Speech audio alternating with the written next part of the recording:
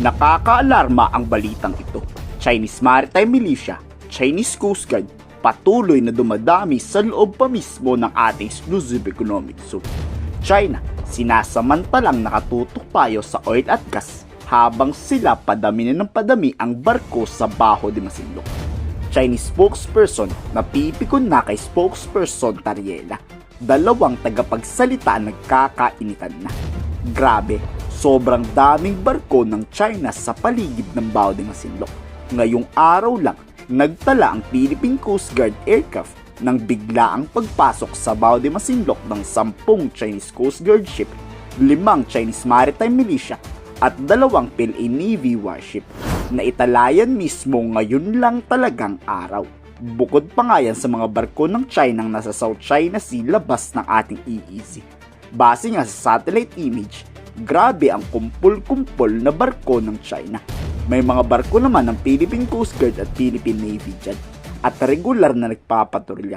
Ang kaso, mukhang kulang na ang ating puwersa. Our intention of conducting the MDA flight is to monitor, document, and not to allow the Chinese government to normalize their illegal presence in Baho de Masinloc. Ito ang isa sa mga dahilan kung bakit we're continuously doing MDA flight and even continuously deploying our vessels to ensure na walang significant na pagbabago ang mga ginagawa ng Chinese government dito sa Baho de Masinloc. Ang pinakamalaking pagbabago lang is yung mataas na bilang ng Chinese Coast Guard.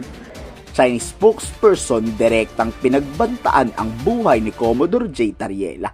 Binastos, siniraan daw kasi ang imahe ni Xi Jinping. Hindi lang si Xi ang sinisiraan, kundi nagpapakalat daw ng fake news laban sa China. Oo, nagpapakalat daw ang Pilipinas ng fake news para siraan ng China sa ibang bansa. 的一个发言人恶意散播涉华虚假信息，肆意抹黑中国形象。中方对此强烈谴责，已向菲方提出强烈抗议。菲律宾军方一些人出于个人政治目的，多次发表出格和荒唐言论，惯于煽动对抗，这样的行为令人不齿。我们正告菲方有关人士，立即停止挑衅，不要再颠倒黑白，否则必将为自己的行径付出代价。 Hindi nga kailanman magsusori ang PCG sa pamabastos nitong ginawa sa Chinese President.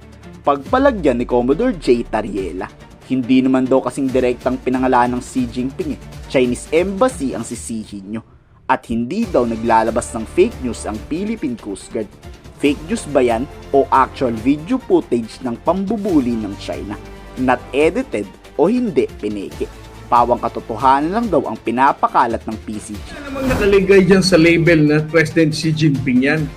Kasalanan na nga ng Chinese Embassy yan kasi pinangalanan nilang national leader nila Di ba? I mean, wala namang label na nagsabing that is Xi Jinping. It is actually their interpretation who put a name on that caricature.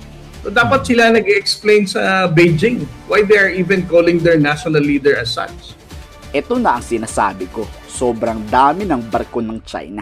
Posible kasi nilang sakupin ang West Philippines dahil sa nidiscover na gas at fuel. Kayo sa tingin nyo gagawin nila? Ikomento sa baba ang inyong saloobin.